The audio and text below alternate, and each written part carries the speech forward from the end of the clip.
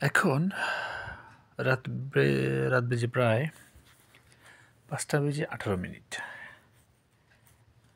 যেহেতু রস খেতে হবে, তার মানে অনেক ভোরে ভোরেই যেতে হবে। আর 5:18 বাস বুঝেন, বর্তমান সময়ে ফজরের নামাজ হয় 6:05। যাই হোক, অলরেডি আমার অটো চলে আসছে, বের হচ্ছিলাম এবং 5:35 মধ্যে আমি সাভার সিটি সেন্টারের সামনে এসে দেখি ভোরবেলা অনেক লোক কাজের জন্য, অনেক লোক অলরেডি বসে আছে রাস্তার পাশে। এ হচ্ছে ওমর ভাই, সেও এসে হাজির। এখন আমাদের আরেকজনের জন্য ওয়েট করা, সেটা হচ্ছে নাসির ভাই।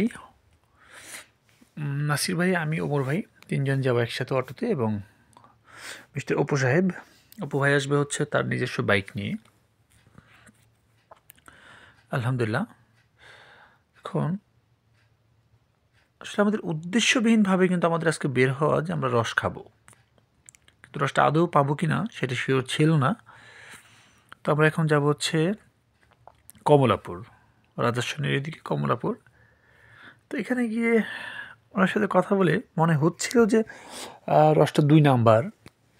উনি আমাদেরকে বলতেছিল যে 4 থেকে 5টা গাছের রস নামিয়েছেন উনি, অথচ উনি কিন্তু অলরেডি 4টা কলস নিয়ে বসে আছেন, আর প্রত্যেকটা কলসই ভরা।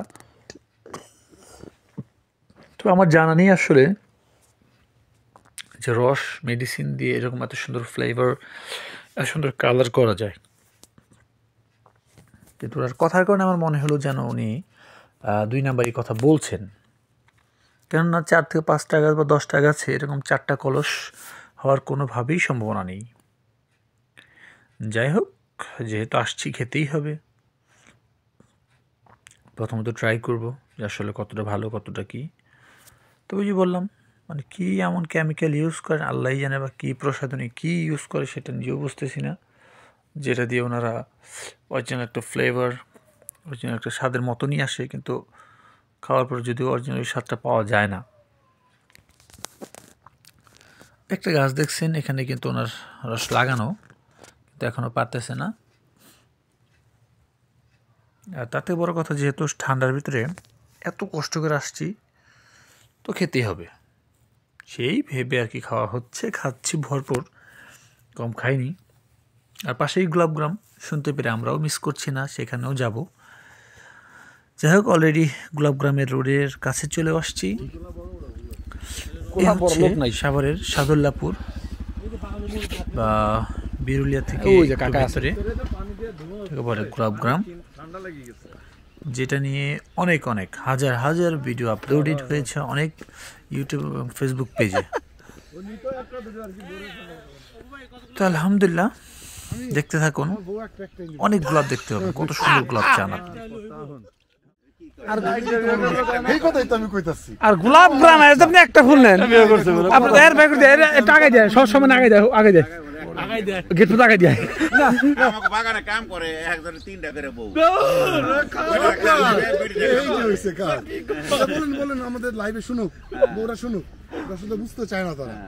3টা সাইডে করবেন, বাইরে দেশে পাঠিয়ে দিবেন, বড় বড় ইনকাম করে পাঠাবেন। খালি মনে করেন মহতারি চাচার তো লজিক ঠিক আছে রে। কেউ গার্মেন্টসে, কেউ গোলাপ গ্রামে, কেউ বিদেশ, সব মিলে কামা। আর একটা হসপিটাল রাখলেন, কেউ ভিসা নাই, কেউ ভিসা নাই, ওটা তো একটা থাকবোই পার্মানেন্ট। কাকা কি কয় সকালের এবং শীতের কুয়াশাতে মনে হচ্ছে যেন গোলাপগুলো মাত্রই গোসল করে আসলো, এখনও হালকা চুল ভেজা, শিশির এখনও লেগে আছে। আসলে এত সুন্দর, এত চমৎকার একটা ব্যাপার দেখা যাচ্ছিল, বলে আসলে বোঝানো সম্ভব নয়। আপনি একটা জিনিস দেখবেন, মানুষের এবং নারীর সৌন্দর্য যেমন গোছলের পরে তার এলোমেলো চুলে অনেকটা সুন্দর লাগে, ভেজা চুলে, ঠিক তেমনটাই আপনি দেখতে পাবেন এই গোলাপকেও। সে যেন মাত্রই গোসল করে তার শরীরে এখনো পানি লেগে আছে, এমন একটি ভাব তার মাঝে আছে।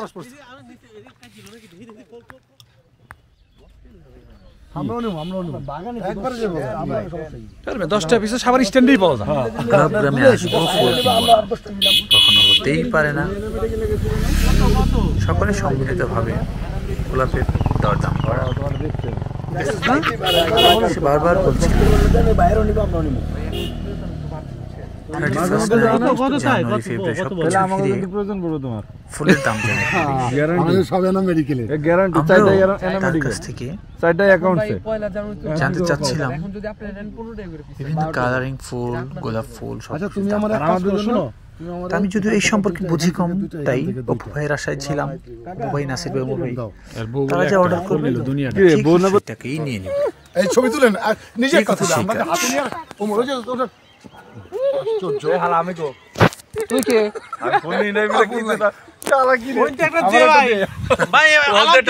একটা হাওলাত দেন না হাসিন নাসির রে না এই আলা দে, একটা দে, খারাপ দেয়া যায়। এদিক দিয়ে আমি একটা খারাপ দেয়া যায় এই একটা দে শালা 20টা নে ভাই আপনাদের কি ছবি তোলার জন্য 20 টাকা দে পরে এ আমার ফুলকো তোরা বানাই দিবেন ভাই 20টা দিয়ে দিস ভাই। সুন্দর আসলে ভালো লাগছে। তোরা বানাই দেওয়া যাবে ভাই মাঝখানে ওকে চলেন ভাই চলেন।